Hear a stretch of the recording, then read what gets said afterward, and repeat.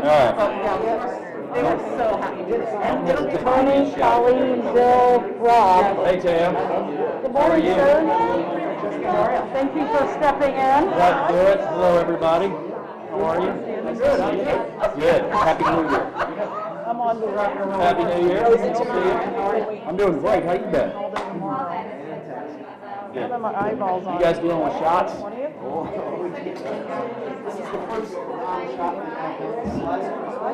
Could it really not have been? Real scoop is on the shots. I'm assuming if they just. Hey, how are you, dude?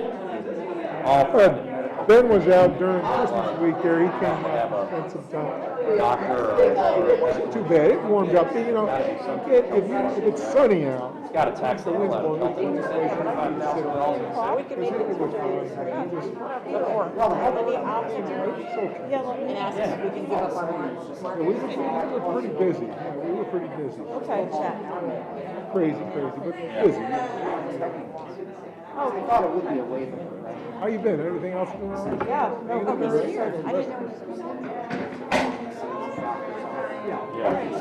Yeah, we're excited. She's Jackson. Well, we met with the rest of the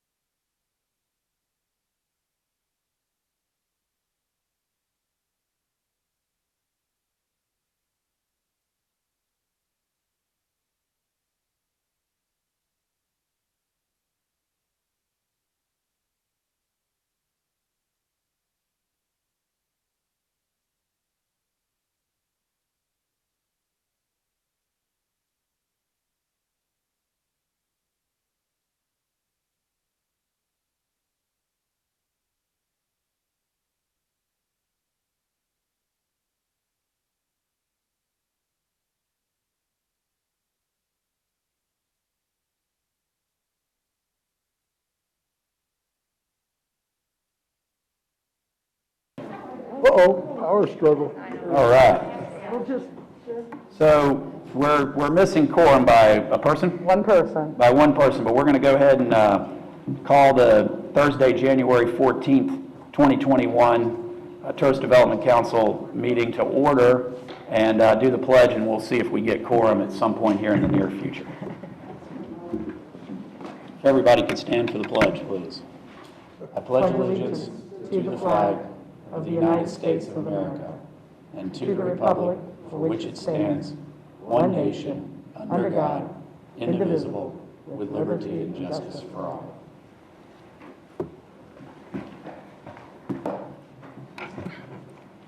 All right, can we do the roll call, please? Robert Bell. Here. Tony Lackey. Here? Colleen DeCastro. Here. Bill Wachowicz. Here. Brian Kramer, Rexanne Hossafrost, John McLean, and Commissioner Hammond have been excused. At this time, we do not have a quorum. Okay, so let's, then we're going to table the approval of the December 10th meeting minutes and go to public to be heard. Any public to be heard? This will be the fastest meeting in the history. They're going to put me up here every single time. Nobody from the public has anything to say. All right, how about municipalities to be heard?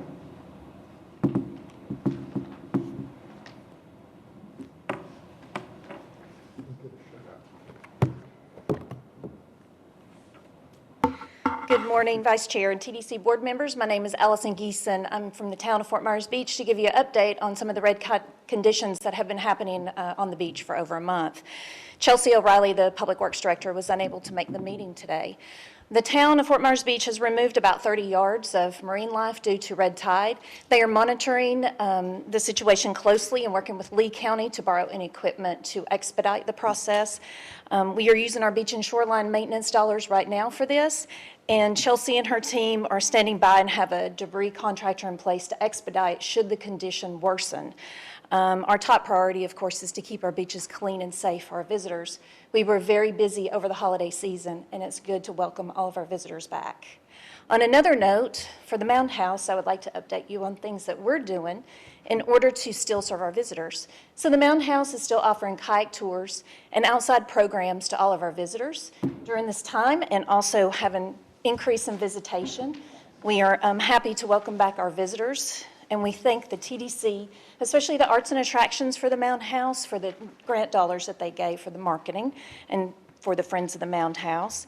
We really encourage you to come out and see what's new to the Mound House. It's a beautiful time of year in order to visit. So I want to thank the TDC for all their support for Fort Myers Beach and the Mound House. Thank you. Thank you. Anybody else from the municipalities? Just want to take a minute. Glenn's going to say something really quick now that we're on municipalities. Salyer. Thank you, Mr. Chair. Just want to take a moment and recognize the passing of Mayor Coviella in Cape Coral. I think all of you probably had a chance to work with him over the years. Great public servant. He certainly was good for Cape Coral, a friend to Lee County, and so just if you keep his family in your thoughts and prayers. Thank you very much. Thanks for that opportunity. Okay, on to the report of the Executive Director, Tam Pygott. Good morning. I'm going to report to you November figures this morning. November was a tough month for sure, and it shows in the numbers.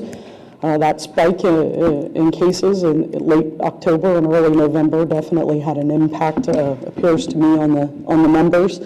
Bed tax collection for November came in at $2.3 million, down 14%. You will see that, remember, this is just 2 months of the fiscal year. That leaves us down 7.5% fiscal year to date at $4.6 million. Star report occupancy came in at 47.2. That's down 31.5%. ADR just over $119, down 6.3%. For a RevPAR of 5631, 35.8% down. Now, overall, those are pretty consistent with the numbers we saw the month before, but of course, business should be picking up this time of year, so thus the decline. I was just going to say, the big one that we saw was Hurricane Eta. It affected like 10 days of rain for us in November. Yeah, so right. I'm sure that the numbers would have been a lot better if we didn't have that storm. So Yeah, that's true. With that, let's look at the airport. Passengers at the airport, again, gaining some steam at the airport, but still down. 500,000 passengers through the airport in November, down 42.9%. And this is for the calendar year to date, 5.3 million, down 41.7%. Now I would like to, well, first I want to share one thing with you, and this is in your packet, but also for the audience. We have a new app we call the SunSaver Passport, and a lot of our local businesses have signed up to participate in this app. So there's some material in the front if you haven't gotten one, but TDC members, it's at your desk, and let me just tell you a little bit about it. It launched in November. It features almost 40 deals from area attractions and restaurants, and area businesses are encouraged to participate. If you go to levcb.com, you can get the details on how to participate. There have been over 2,000 downloads of the Passport and over 100 redemptions so far. So it is working. I'm sure we're getting some locals participating in this too, but it's a great way to get people into your businesses. So if you have not done so, encourage you to participate in this program. And also, we have some Red Tide resources out for you. Don't forget that those Red Tide resources are also on leavvcb.com, and they're printable, so you can print them and use them in your business as you need them for your clients or guests. So, Thank you, Tam. Yes, Shelley. To clarify, any business can, do you have a, how'd you put that together? well, I'm probably going to defer to Nancy. Nancy, you've been kind of leading this project. So any, except for lodging, so, right, it's focusing on attractions, restaurants, retail, there's a shopping portal, you can see on the flyer, there's 4 different buckets that we've put them in. Okay. So, yeah, we hope to do other businesses in the future, but this is our first run, and it's totally free to businesses and the consumer. Thank you. And I have a question on that too. On the rollout, I know that we were contacted by, I think it was a third party. Yes. It may be that if you have the support and want to continue on with it, that we consider, and it might have been that somebody from the Visitor and Convention Bureau reached out as well, but I think some of the businesses are getting contacted so much by third parties that they might have been somewhat dismissive of the first. It seemed like a mass email to participate. I think I got 2 of them. Right. We did send out an email from our email address about the program. It is an app generated by a company called Banlango, and of course, so they reached out as well to provide additional information. But again, we are very hopeful that businesses in our community will take advantage of this. I think it's a great opportunity for you to provide a digital incentive for people to come through your doors. So we'll continue to push from both ends. Excellent. Thank you, Tam. Sure. With that, I would like to ask Jill to come up and begin the sales report. She will be joined after she gives the domestic portion by Stephanie Zinka, who will give the international portion. Good morning, Council. I'm Jill Vance, Director of Sales, and I can't believe it's been an entire year since I've stood here and given you a presentation. So needless to say, a lot has changed, especially in July. I'll never forget July, because that's when I became a grandmother to this little beauty. Her name is Hayden Grace. Perfect. Also, a lot has changed as far as how we sell goes, including what we measure and how we measure our sales activity. So here's a recap of our first quarter results of our new fiscal sales goals. And as you can see in the first goal, we are behind pace for the number of RFPs that we have sent our hotel partners. But I do want to point out that last year we measured room nights. But since meetings are now smaller and have less room nights due to the need to socially distance and the increase in hybrid meetings, the number of leads has become a better measurement of our sales efforts. This also applies to the second goal, the number of leads booked by our hotel partners. We are behind pace, but I am optimistic that both of these numbers will pick up later on this year as more and more people get vaccinated. And then the next 3 goals, we are ahead of pace. The amount of domestic and international travel professionals that we have hosted through virtual familiarization and site tours, along with the number of wedding leads sent, and the number of virtual destination educations, which we have conducted both domestically and internationally. And the last 2 goals, they're brand new. They are in reference to our meeting planner newsletters that we send out. And they have become a very important way for us to keep meeting planners updated with all the frequent changes. So we're a little bit behind to achieve our open rate goal, and we are ahead of pace for our meeting planner newsletter signups on our websites. Okay, group media. I don't typically report on this, but as I mentioned, how we are able to sell has changed significantly since the pandemic. In sales, we're the boots on the ground. We're the face-to-face relationship builders of the VCB, and then overnight, everything changed. Our sales efforts had to shift to where our clients could be met safely. And one of those ways is through group media buys, which has become even more important to keep the destination top of mind. So I just want to show a few examples of what we've been doing. Here's our meetings media. We had multiple posts in meeting-related social media. There's an example of our LinkedIn post. And on the right is an example of an email campaign. This particular one is for Florida Society of Association executives. But what I want to point out is we are doing more and more custom content articles. The one in the middle is from In Skiff's Event MB, and it's on how nature-forward destinations, us, are changing the game by taking meetings outdoors, which is a huge trend right now, primarily because of safety purposes. And we've gotten a lot of mileage from this already, and there are more to come. For travel trade media, we received a great response from our e-learning programs, like the Travel Agent Academy through Travel Alliance, and of which last year we had over 1,100 graduates.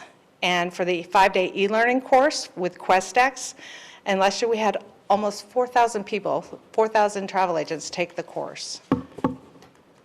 Now, since the weddings market has remained strong as far as lead generation has gone throughout the pandemic, our weddings media spend was increased for the new fiscal year. And here are just a few examples of what we've done thus far. We've had featured articles on bridal blogs. The one listed here is from Ruffled. We've done co-op print ads with Visit Florida. And on the right is an example of just one of our digital display ads. All right, sales activities. Here are some of the group sales team's activities from last quarter, and Erin conducted a virtual meeting planner FAM for our Southeast region, which is our drive market, which included live feeds to 5 of our industry partners. And they did, in a sense, mini site tours of their properties. For instance, on the bottom left is Danielle from Sanibel Harbor Marriott. Tour was, she went out on a meeting room balcony and showed the view, and also included the Sanibel Harbor Princess Yacht. And the pictures on the right show a virtual meeting planner show, and there's Jerry doing a destination presentation at one of those. And we've even been attending virtual networking events, like the PCMA event, and we wound up they're very effective. We've even gotten RFPs from those. So here's a list of our travel trade activities for last quarter. This is just the highlight of 2 of them. We've done much more than 2. We've reached over 13, Jen conducted destination presentations, and she reached over 1,300 travel agents on the first one, the QuestX webinar, and over 700 travel agents on the Travel Weekly webinar. And what's nice about these is that the webinar recordings are then viewed by travel agents on demand for either review or for training purposes, so they have a longer life. And finally, our upcoming activities. Because of our rapidly changing environment, we have been planning our virtual show attendance schedule only 1 month in advance. So here are the virtual shows that we'll be attending in February. We have several virtual meeting planner appointment shows, and Jen will be doing a virtual wedding expo. Are there any questions before I turn it over to Stephanie Zinka, who will update you on our international activities? I have a question on the success of virtual shows. Do you have enough of them? I guess have you experienced enough of them to have an opinion one way or the other on? It's got. I'm just assuming it's got to be very difficult. It is, but the platforms keep getting better and better, and especially the one-on-one appointment shows. We've been getting several leads from each of them, and although the networking, I thought the networking would be much more difficult, but we're getting leads from those too. So people are just working with what we have, and we all can't wait to get back to in-person selling, though. Sure. I can tell you that. But yeah, they've been relatively effective. Thank you. And you know, Rob, I think the other important thing there is it's about keeping those contacts, you know, just staying in touch and being front of mind with people, and it gives us the opportunity to have those conversations so people don't forget about us as an organization or as a destination. You know, we know that the meetings market is just really challenged. I mean, this, you know, pandemic has been the hardest on it for sure. But, you know, well, maybe international first and then the meetings market. But you know, we recognize that, but we want to stay top of mind. We want to keep those contacts, you know, be present with them. And I think that this is giving us the opportunity to do that. So with that, if no one else has any questions, I'd like to turn it over to Stephanie. Good morning, Council. Happy and healthy New Year to everyone. As mentioned, for the record, I'm Stephanie Zinke, International Sales Manager, and I'll run through the Q1 activities. To begin, I just wanted to update you. We as well have adjusted our format of how we plan our activities on the international front. We've gone to quarterly plans versus the whole annual plan to roll out, to be more flexible and to be able to pivot more quickly in each market. Also, for the international, each market may perform differently, so we have to be quick and on our feet to change and adapt to the circumstances. The focus for October through December was focus on our trade partners and engaging the travel trade. That being said, it's tour operators, but most importantly, travel agents. Both those affiliated to the large associations or tour operators, but most importantly, almost the independent home-based travel agent, which has been growing significantly, not only before the pandemic, but as you can imagine, dramatically throughout the pandemic. I will get into numbers in a little bit, but I just wanted to highlight a few here for October. The biggest one by far was the partnership we did with Travel Weekly UK. Travel Weekly UK holds 74% of the market share of all trade publications throughout the UK, and we reached about 16,000 travel agents, and through various of their channels.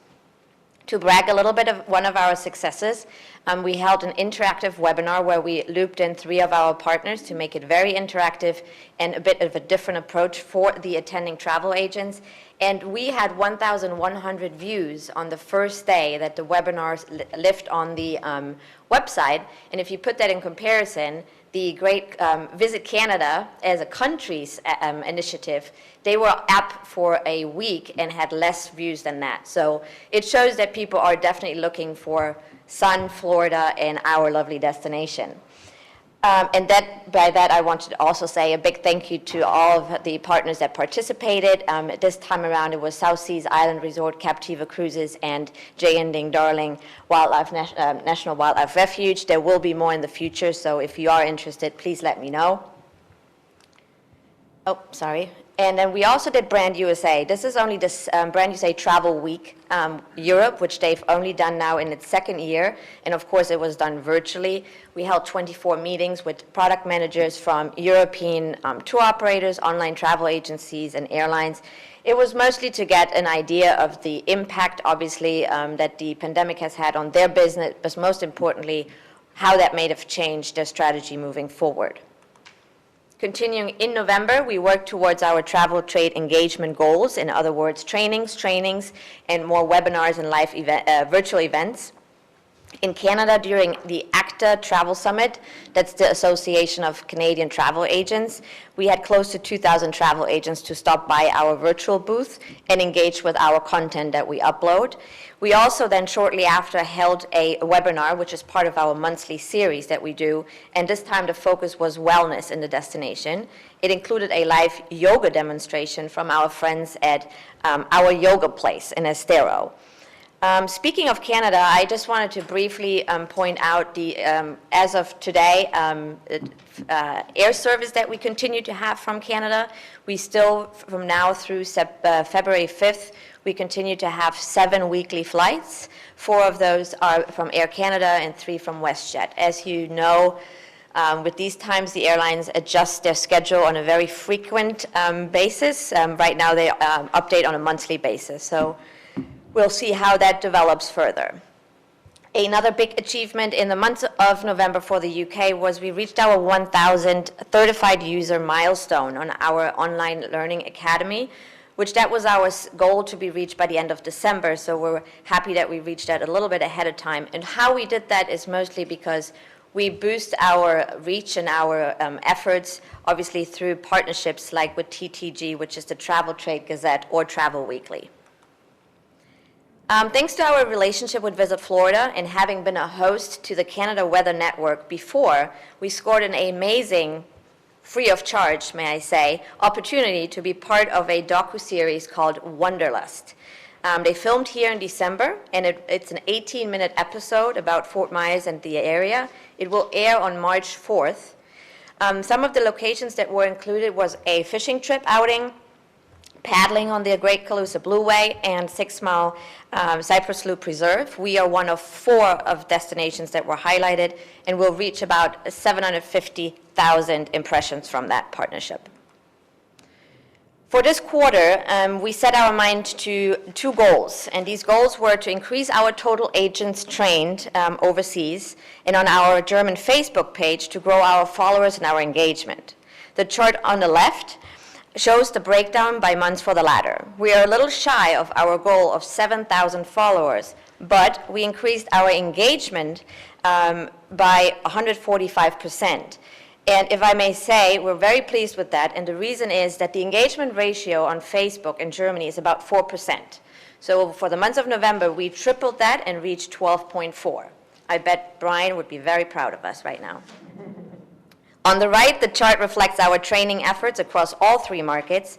We have reached about 4,900 travel agents so far, and these are strictly actively engaged events. They're interactive webinars or virtual events. The biggest peak that you see here is clearly November, and it's with 74% of the entire training done in November. Why did it peak so much in November? One of the reasons is that November remains to be a very, very busy season for agents to engage and update themselves on product. Despite everything going on, this has now changed because winter is a very important booking season. And number 2, the travel trade and consumer sentiment back then was very, very positive and hopeful for 2021. And number 3, because of the partnerships I've pointed out, that we can boost our reach. We established several micro and macro factors which we are monitoring very closely with MMGY and our international teams overseas. And our efforts and activity moving forward in each market is directly tied to these factors, which will allow us to just be, quickly as they change, we can change and adapt our strategy and our efforts. And these are obviously just a few of the highlights to point out. And also I just want to point out on the micro level, things like the consumer sentiment or the booking demand, they obviously may vary from market to market. So we may see Germany act differently than the UK or Canada. Planning for this quarter, we will target consumers directly through campaigns with TripAdvisor and Expedia across all of our markets, of course, once the timing is right. And for Canada, we will also run a weather-triggered campaign based on our Know the Feeling campaign, which will be mostly inspirational. And then when looking ahead for Q2, we will launch our social media presence in Canada for the beaches of Fort Myers and Sanibel. This will allow us to grow our Canadian followers, engage on a more location-specific audience. For example, Toronto versus Montreal, we can target them better and address everything, including in French. Directly to the Canadians and allow us to engage with groups like the Snowbird Association Facebook group. Is a very popular and powerful group that we can now engage with and target directly. With regards to shows and events, all continue to be virtual. Next month we will be at Florida Huddle, an opportunity to connect with the European and Canadian buyers and kind of get a feel for the temperature and booking pace for summer 2021. And for March, despite a very different format to my, hurting me a little bit. We will be at ITB in Germany, but virtually this time. Right? It will give us a platform for meetings and industry updates as well as a media outreach. Unless there are any questions, I will give the floor to Francesca Donlin. The Canadian, we're trying to get an update on our computer system. They won't even, border-wise, what's the restrictions right now in Canada? The restrictions as of right now for Canada, the Canadians can fly to the U.S., they cannot drive. And as we know, a lot of our Canadians normally drive down. So they can still fly, but when they return, they have to have a negative PCR test, and they still have to quarantine for 14 days. Yeah. So the Canada efforts is mainly for visual for future, I assume, not short term. Of course. At the end of the day, for sure things that we have scaled things back, there's no question, and scaled back our activities, but we still want to have some activity. We are still seeing some folks coming in on the Air Canada flights, and our efforts to this point in that market are specifically based on search, search indicators. So if they're searching, then we're serving. So. And I'm assuming those Air Canada flights, if they're surveyed, those people that are coming down are more of them staying seasonally than We've had, I don't know if Carol has more data and updates, but from the conversations we've had with Air Canada, for example, which is always a good indicator if the airlines continue the service and continue flying, because they wouldn't fly if they were empty. So they always had said to us that they have a very healthy load factor. It is a lot of homeowners as well. As you know, some Canadians have homes down here, so they have been the first ones per se to come down, flying down instead of driving down this time.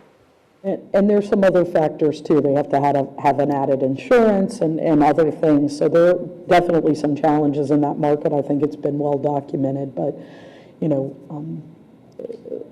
much like our engagement on the consumers on the meeting side, we want to make sure that we stay engaged on the international side to some degree, so that when the time is right, these folks will come back to us.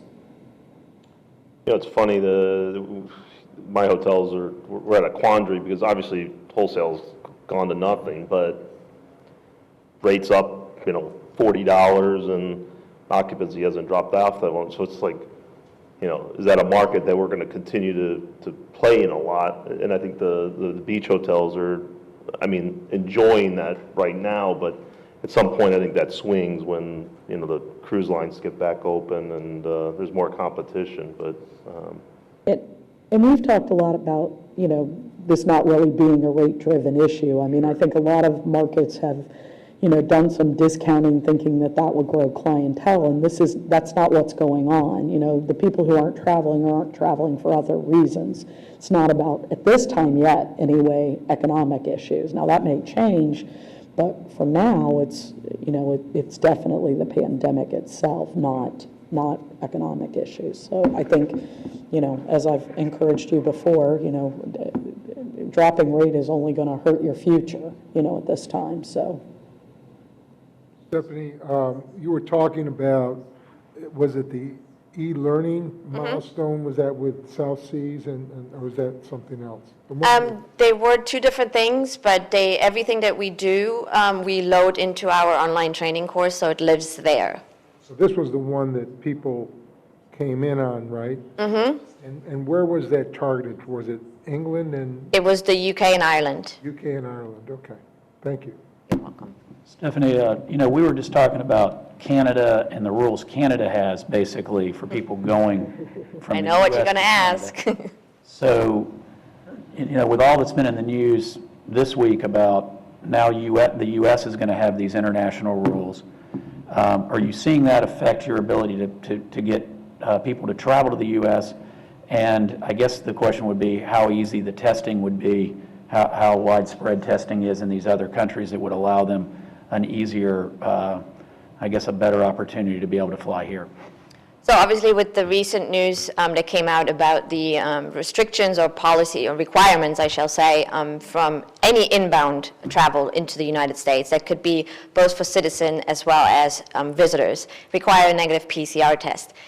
To be very honest, at this point, I'm not very concerned about this. It's not affecting us right this minute. And the reason why I say this is we have two major obstacles before we need to even worry about the negative PCR test, because most of our current core markets, like the UK and Germany, are on major lockdowns. So nobody can even consider that. And second of all, even if they were to be able to travel, the borders are still closed. So I feel like we need to get over those two hurdles first. And by then, we would worry about the PCR testing, which I think by then we will all be in better shape when it comes to, if you think about it, you're looking maybe ahead at least 6 to 8 weeks, and in Europe, vaccination numbers have gone up, therefore hopefully cases have gone down. And the testing in these markets, the infrastructure there is pretty well established. We also have the advantage, different to what Canada did, they send out this notification now that it will be in effect on January 26th. So they've given time for airlines and the industry in general to adapt their policies and their regulations to comply to that rule. Canada did a little mistake. They just came out with this and made it effective immediately, while they had people overseas that were now stuck in certain countries like Jamaica, et cetera, having to struggle to find, a place where they can get a PCR test to come back home. So I think, honestly, out of the three, I think that's my least problem, and I think we will see that, as we move towards the other two and we overcome the other two, it will almost, resolve itself. Do I believe that PCR testing will be a general requirement for future travels? Absolutely. There's 17 other countries who've already had this in place for months. So I don't think it's going to go away. I think we just eventually have to adapt to it and make it a common thing, kind of. It is what it is if you want to travel. Thank you. Right now we're challenged with the number of vaccines, the doses available. You'll remember there was a time where we were challenged with the number of tests that were available, and that, over time that has, sort of resolved itself, and now there are plenty of tests available. And I think, over time we'll see that, getting the test isn't the big challenge. I mean, now you can go to CVS and get a test. Lots and lots of options for getting those tests done. So, keep our eye on this. I mean, this is literally this week's news. Every week it's something different that we're paying attention to. But, it is part of what we're dealing with in all the markets. Any other questions?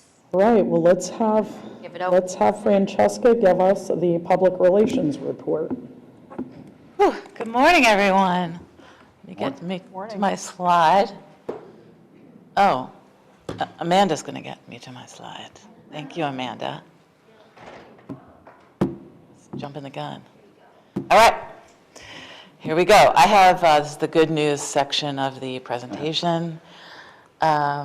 So the big news for us is that we try to get in a whole year 3.2 billion impressions, and we've gotten half of those in 3 months. And the reason for that is that we have just spent so much time building our relationships and reaching out. And then I want to show you exactly how something like that happens. So one of our first journalists, so COVID came, right? We all stopped. We weren't hosting. We weren't, nobody felt safe to come. And then slowly they warmed up, and we took, the first journalist we asked to come back was Andrea Rotondo with the Points Guy. And she stayed on Sanibel. Thank you, Sanibel, for having a mask ordinance, because that's the only way she would come. And she stayed out there, and not only did she do one article, she did 3 articles that were all syndicated. So this is like, in PR terms, called winning a lottery. And look at the headlines. 5 reasons why Sanibel, Florida convinced me to travel again. Prepare for travel's comeback, the 12 hottest destinations. And that is the magic of PR, is that not only is it free, but it becomes fact. So when someone writes an article that says, prepare for travel's comeback, the 12 hottest destinations of 2020-21, it's a fact to the reader, right? So that's why Bill Gates said if he had $1 left, he would spend it on PR, because you can't buy it. And so we're very proud of that and coverage like this. 12 best beaches, 15 beautiful, I mean, this is happening while we are in having a pandemic. So it's amazing. And it also just speaks to the treasure we have here, that no matter what's happening, it's beautiful beaches, it's blue skies, it's hidden gems. So we're very excited about that. Also, we also have another treasure in our back pocket, and that is Tam's column that comes out every other week. And what's important about that column is that it allows us to tell our story locally. And we know that's so important, because our residents are our ambassadors. And they need to know the story of tourism, so they can support us in promoting tourism. So these columns, which started as a little strip, have now become this incredible sort of feature cover story every other week. So we're grateful for that, and we've had that for years now, and we will continue to be featured in the news press. Another fun story is Samantha Brown, Places to Love. She hadn't traveled, so she and her team with PBS go around the world. They go to special places, and they hadn't traveled since COVID broke out either. But they took a chance, because they were nervous, about coming to Sanibel again because of the mask ordinance. And Samantha Brown told me after 5 days, and I spent the 5 days with them because I wanted to make sure it was perfect, they felt so safe. They were masked the whole time. I mean, we were on Cayo Costa masked. We were, wherever we were masked. In the car, with the windows rolled down. I mean, they're from Brooklyn, New York. They're serious about, they're serious. And they had a wonderful time. They thought it was one of the best shoots they have ever done. And I think that was made even more special because they hadn't traveled. And so the sky was bluer and the trees were greener and they were happier. So that is coming out in April, and I'm sure maybe we'll just even show you the segment when it comes out, but you all see it, but we're very, very excited about it. Southern Living is here right now, which is another, like Samantha Brown and Southern Living during COVID is, again, it's just like winning the lottery. They're here right now, and literally they're on Captiva, and I was worried because of the sky, but I just heard that Captiva has blue sky right now. So big blue sky, and it's getting bluer, as I was just told. So they're here, they've been all over the county, and they're having a great time again. They're masked the entire time. They take it very seriously as well, and they're enjoying being here. So that is the spring issue in April. So April's a big month for us. Quickly, what we've been doing just behind the scenes as well is adapting to COVID. So we had a virtual book club this week. We had a lot of journalists from around the country do a virtual bookshop, a book club meeting with Macintosh Books and Paper on Sanibel and a local author. So it was very, very local, and everyone really enjoyed reading the books, getting some shells, and coming together. We've done some more hosting with journalists. They're getting more comfortable with coming out little by little. So as you can see, the points guy, as I told you about, Travel Weekly, Photos Travel. We've got other journalists lined up to come. We have very strict protocols about how they come and when they come and where they come. And it's all working out. We haven't had any problems at all. Additional hostings during this period, we had Hobie come. We had Hobie come with their new sort of equipment, and we pair that with journalists. We've done this for a few years now. They're on Matt Lachey during our little storm, which is very exciting, but it all worked out. It all worked out. We had the bridge closed, and we had half of them on one side of the bridge, half of them on the other side of the bridge, but it's all very exciting. It made for good storytelling. We also had some journalists here to celebrate Gift from the Sea, Writers Retreat on Fort Myers Beach. And I think we forget too, Anne-Marie Lindbergh wasn't the only writer that we've had in Lee County. We've had actually quite a few, so we're going to do some more with writers, inspiring writers down the road. I hope that you have seen listened to the Shellcast podcast. We call that a beach break for your ears. And that was launched about 7 months ago, and we've done a variety of episodes. It's really compelling. You can listen to it Apple Podcasts, iHeart, Google, however you listen to podcasts. And it's a really great opportunity, again, to tell our local story to people all around the world. Jackie Parker hosts it, and it's a wonderful opportunity. And again, it's been perfect time of COVID. People can't get here, but they can listen to the waves and the birds and all the wonderful elements that we have around. Current and upcoming pitches. So we're doing Valentine's Day. It was fortunate that we had a new big hotel open during this time because we got a lot of press on the Luminary. Family spring break. Best beaches without a passport. And then the last one I want to touch on, diversity, equity, inclusion, and accessibility is really important for us this year and years to come. I'm on the board of the North American Travel Journalists Association, and that is their #1 mission this year. They're actually having a town hall next week, which I invited the whole Bureau to attend, in which we're talking about not just diversity issues, but even our language. The language is changing, and how we identify different groups. Even gender language is changing. I mean, it's a whole new world, and we've got to be respectful about that language. So It's important to us, it's important to journalists that all voices, all people, all cultures are represented in what we do. And lastly, where's my pictures? Okay, I want to show you something really cute. That's how I'm going to end it. Because you love babies and dogs, and we got the babies. We got the baby. So now I'm going to show you the dog, I hope. It's there. So during this shoot this week, please be there. I know it is. It is going to be here. Here we go. Yes. Okay, next one. Okay, this is just a happy ending of my story. Okay, so we're doing Southern Living. Okay, and I'm just going to show you this.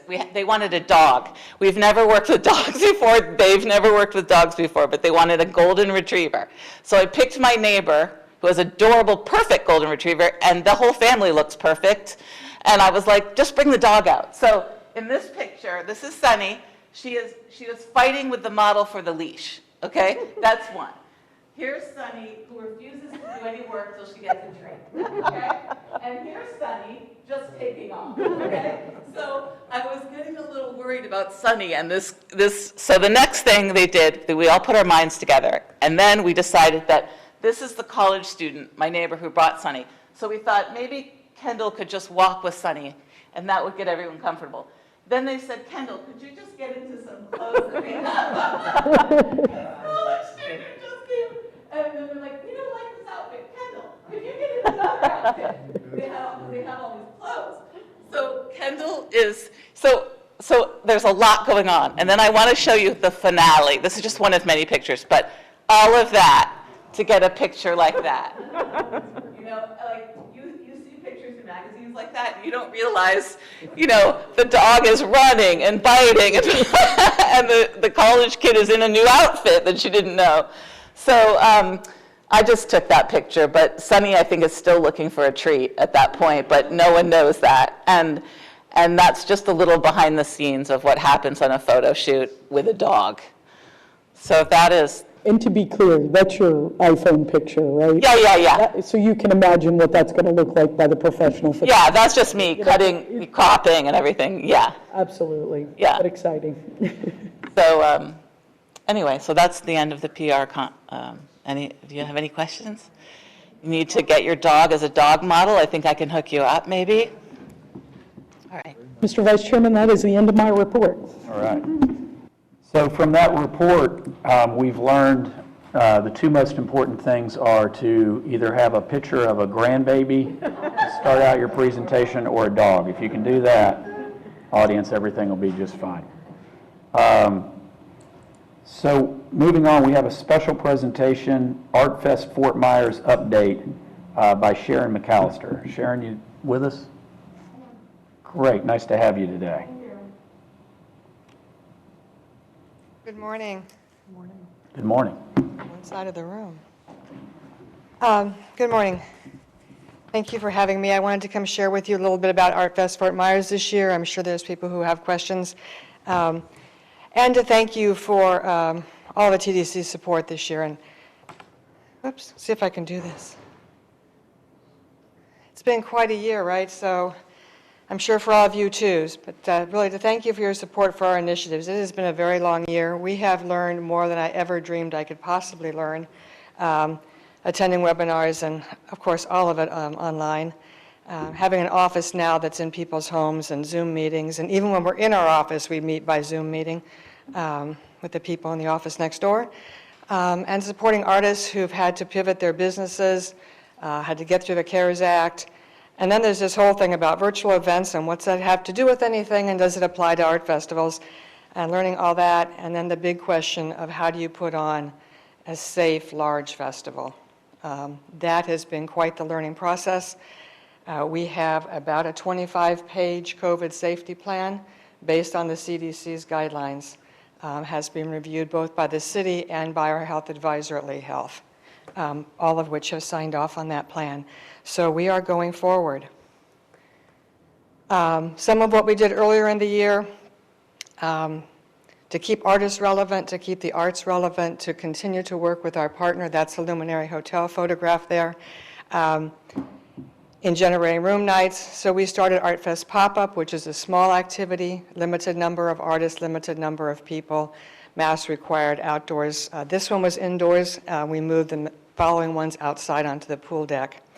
And they have gone great, and they have generated good room nights, 8 to 10 for Luminary each time we have one, which doesn't sound like a lot, but for Luminary, brand new in this situation. We've also started to learn how to create our own content. We have a video studio set up in one of our offices, complete with all the lights and the cameras and everything, and so we now do live broadcast to multiple channels on multiple subjects. So what about the in-person art festival, like I started? Having gone to all those webinars, having gone to medical advisor, seeking support here for marketing ideas, obviously the city, and all the professional festival people that we have now hired. ArtFest has become a gated event. It has never been a charged event before. It is gated because that's the only way that we can dramatically reduce our crowd size. If you have been to ArtFest, you know that on a sunny day you can't see the asphalt. Right? So we can't have that. The fastest way to cut that is to gate the event. So we have 5 gates. We are charging. Tickets are on sale now. They're $5 currently. They will go up to $7.50 and they will go up to $12.50 at the gate. And we're doing that on purpose to incentivize people. We don't want you to buy your ticket at the gate. Buy it in advance so we can use a scanner, right? Just like the airport. You don't want to buy your ticket at the gate. Masks are required. There is no flexibility on that. You're welcome to leave if you don't want to wear one. And if you don't want to wear it all the way over your nose, you're also welcome to leave. Social distancing, we have hired MaidPro and Premier Restrooms to do the cleaning of everything. Those are not volunteer activities. Running our tickets and gates and our security are not volunteer activities. It's all being hired by festival professional companies. And of course, we have a lot of support from Calusa Sound and Luminary Hotel. The messages on our tickets also say something to the effect that by purchasing this ticket, you've agreed that you will stay home if you have any of these symptoms, and then list them all. But I also wanted to share with you a little bit. This is our main website that's on the left. I wanted to share with you that. It just went up on Saturday. It lists both of our events, ArtFest Fort Myers, the in-person event, and ArtFest at Home, the virtual event. ArtFest at Home has everything on it that the Art Festival has, including the artists that you can shop from. That picture, which is actually a video, I'm going to ask Amanda to show. It's the easiest way for me to tell you all the things we're doing. Rather than just tell you, you can watch what's on our website.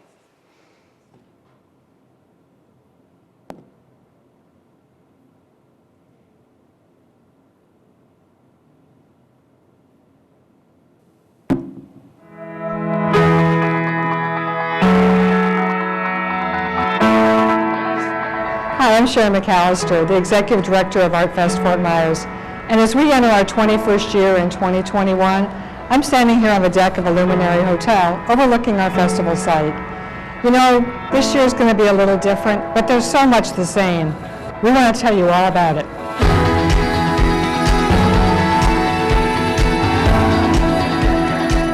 My favorite time of year is when all the artists descend on the riverfront with inspiring art and eagerness to share the joy of their artwork with everyone. There's 175 great artists joining us in 2021. And just look at this beautiful location along the downtown Fort Myers riverfront, among the palm trees and boats. It's such an inspiring place to spend the day. And we love the high school art show and the chalk block full of street painting and the art installations using recycled objects. We have such talented student artists in our community. And of course, there's fun food and drinks for everyone's taste. We're going to have you wear masks at ArtFest Fort Myers this year. It can be artsy or it can be plain, but masks are required at the Art Festival.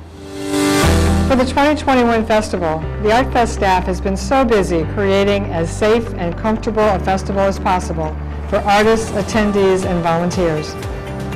If you've been to ArtFest in the past, you know it can get really crowded. Well, not in 2021. We're limiting access to create social distance. You'll need a timed ticket to enter the festival. And we suggest you get in advance to avoid any line at the gate. And here's the good news. Once you're there, you can stay as long as you want. And we're spreading out the artists with a minimum of 6 feet between all tents for everyone's enjoyment. Hand sanitizing stations are everywhere, and there will be professional teams keeping common area touch points sanitized throughout the day. And of course, we ask everyone to observe social distancing when on the Art Fest Festival site. Get your advance ticket and grab your mask and bring a friend. Oh, and one last thing, be sure you bring your credit card or debit card. Most of the Art Festival is touchless or cashless. We look forward to seeing everyone at Art Fest Fort Myers 2021.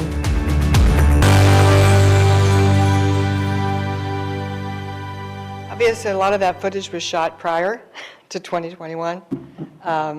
We had to go into archives and find video that had as least possible people in it. We don't keep that video. We throw that away. In the past, right, we have files and files of crowded images, and we don't use them at the moment. So anyway, I just wanted to show you, if you scroll down, Amanda. Also down here, like I said, is Art Fest at Home. Keep going, and you will find there's the safety protocols in short, and there's a button. If someone wants to read all of them, you can click on the button, and the whole thing is there of what our protocols are. And I said a little bit about Art Fest at Home. If you scroll back up to Art Fest at Home's logo and click on it. Oh, sorry, you skipped a page. Go back and click on Art Fest at Home's page. This is Art Fest at Home's page, the video that is currently there. Go down a little bit. Click the video. That's what's currently there if you were to go there now.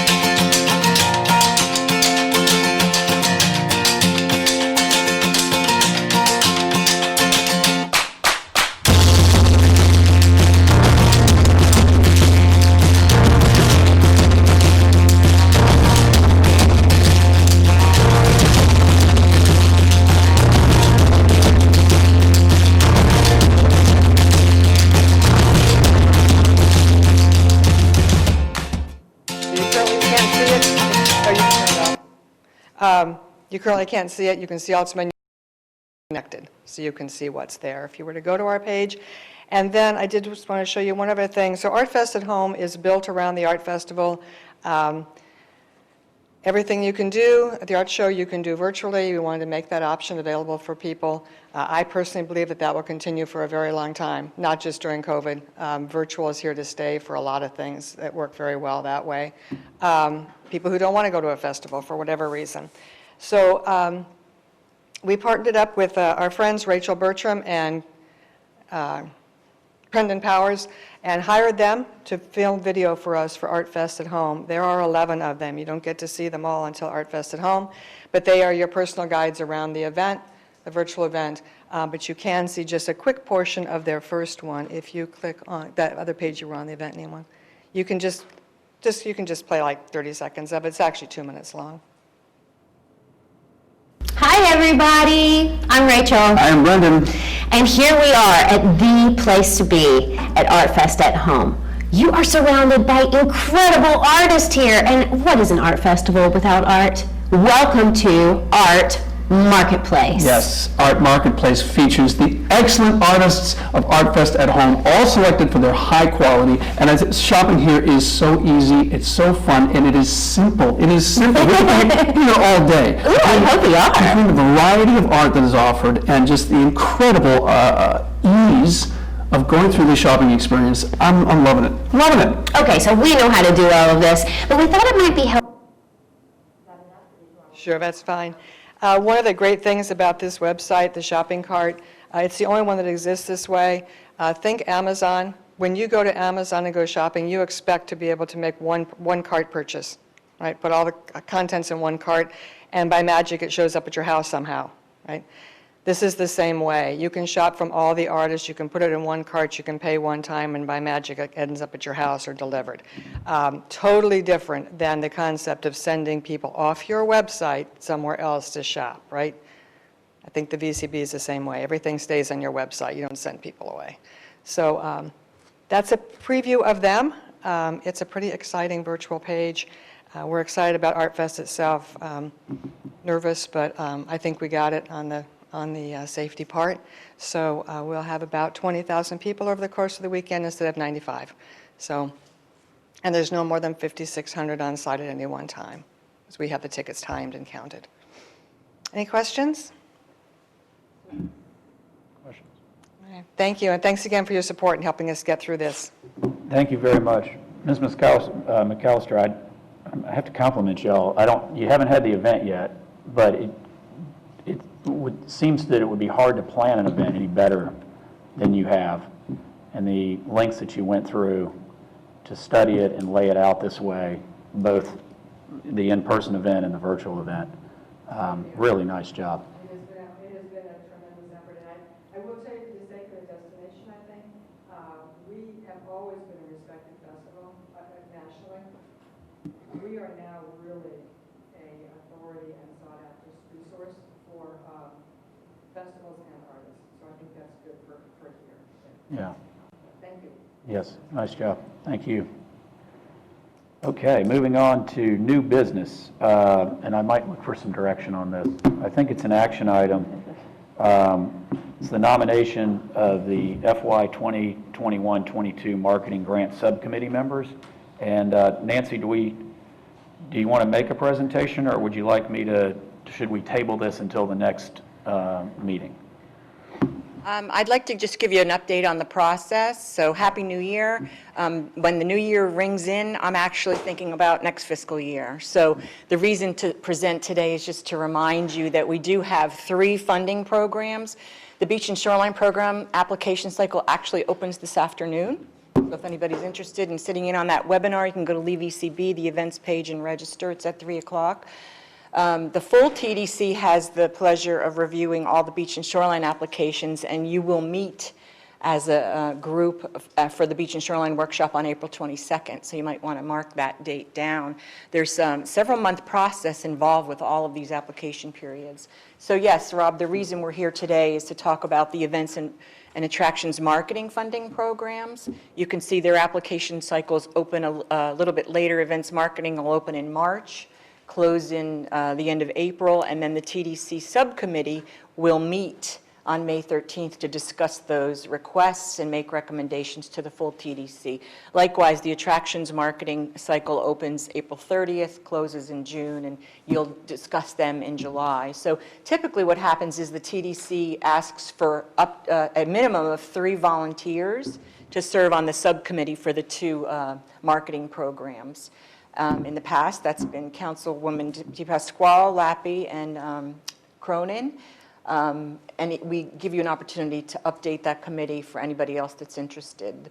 The marketing would require you participate in June and perhaps July, so you'd have to be still on the TDC to do that. So I think today we're going to ask for volunteers and then also loop in the TDC members that aren't here, and then we can formalize it next month.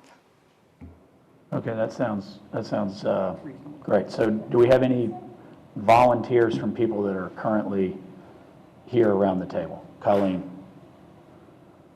Bill? I'll volunteer. Tony? We got 3 out of 3. That's pretty good. I thought you were going to look across the room and start naming the nameplates across. There's nobody Not here, there. you get voluntold. They all ducked. So- What time is Beach and Shoreline, do you know, on the 22nd? 2 o'clock, I believe. I can send that appointment to each of your calendars if you'd like. We were waiting for the TDC chair and he confirmed April 22nd would work. And then again, that's just a workshop to discuss, make recommendations, take it to the full TDC in May for authorization and on to the Board of County Commissioners.